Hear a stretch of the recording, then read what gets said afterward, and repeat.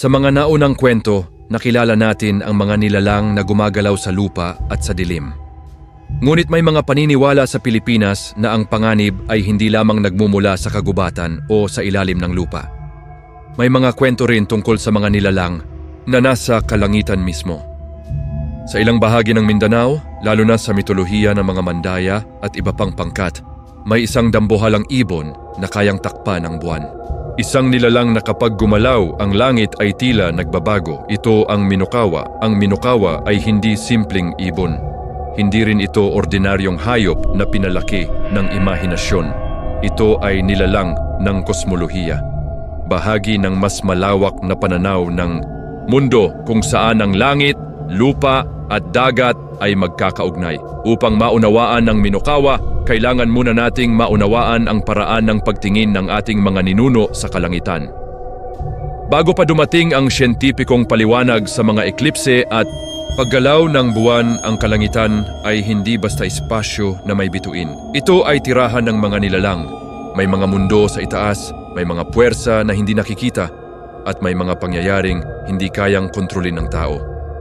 Kapag ang buwan ay biglang naglaho, ito ay hindi simpleng natural na pangyayari. Ito ay krisis. Isipin ang isang komunidad na umaasa sa buwan bilang gabay sa gabi. Ang biglaang pagdilim nito ay nagdudulot ng takot. Sa ganitong sandali, hindi sapat ang katahimikan. Kailangan ng paliwanag. Sa ganitong konteksto, isinilang ang kwento ng Minokawa. Ayon sa mga salaysay, ang Minokawa ay isang napakalaking ibon na nakatira sa gilid ng mundo o sa kalangitan. Ang kanyang pakpak ay napakalawak. Ang kanyang mga kuko ay sapat upang hawakan ang mga bagay na tila imposible sa karaniwang ibon. Sa ilang bersyon ng kwento, sinasabing ang Minokawa ay may kakayahang lamunin ng buwan. Kapag ito ay nagutom, lilipad ito pataas at kakainin ng buwan na nagdudulot ng eclipse. Ang pagkawala ng buwan ay hindi basta natural. Ito ay tanda na may nilalang na kumikilos sa itaas. Sa mitolohiya ng mga Mandaya, ang mundo ay hindi lamang iisang layer. May mga mundo sa itaas at mundo sa ibaba. Ang kalangitan ay may sariling nilalang at ang lupa ay may sariling bantay. Sa ganitong pananaw, ang Minokawa ay hindi basta halimaw. Ito ay bahagi ng sistema ng balanse ng universo. May mga kasalaysay na nagsasabing ang Minokawa ay may banggaan sa mga celestial na nilalang.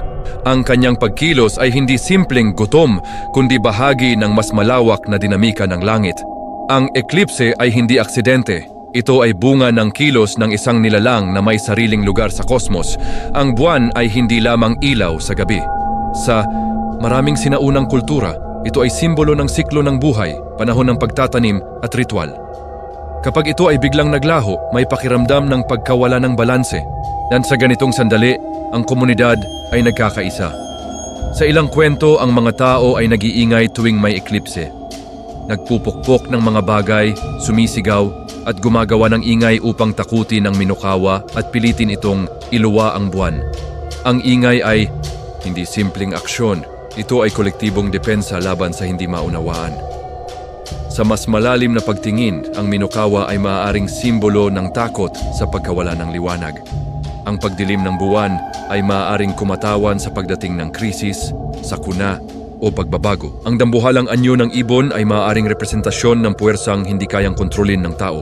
Ang eclipse ay nagpapaalala na may mga bagay na lampas sa kapangyarihan ng komunidad. Ngunit sa bawat pagbalik ng buwan, may paalala rin na ang dilim ay hindi permanente. Maaaring ihambing ang Minokawa sa Bakunawa, isa pang nilalang na iniuugnay sa paglunok ng buwan. Ngunit ang kanilang pinagmulan at konteksto ay magkaiba. Ang Bakunawa ay kadalasang inilalarawan bilang ahas o dragon. Ang Minokawa naman ay dambuhalang ibon. Ang pagkakaibang ito ay nagpapakita na ang iba't ibang komunidad ay may sariling paraan ng pag-unawa sa parehong pangyayari. Iisa ang takot, ang pagkawala ng buwan, ngunit iba ang anyo ng paliwanag. Sa modernong panahon, alam na natin ang siyentipikong paliwanag sa eclipse.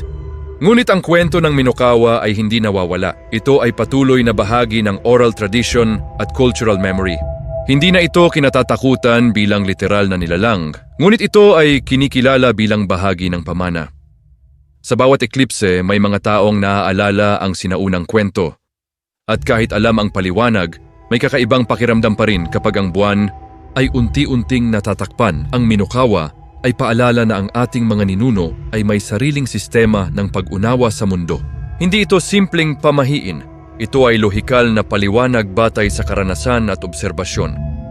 Sa kakulangan ng teleskopyo at agham, ang imahinasyon ay naging kasangkapan ng pag-unawa. Ang Minokawa ay bunga ng pagtatangkang gawing makabuluhan ng isang nakakatakot na pangyayari. Ang Minokawa ay hindi lamang dambuhalang ibon sa kalangitan.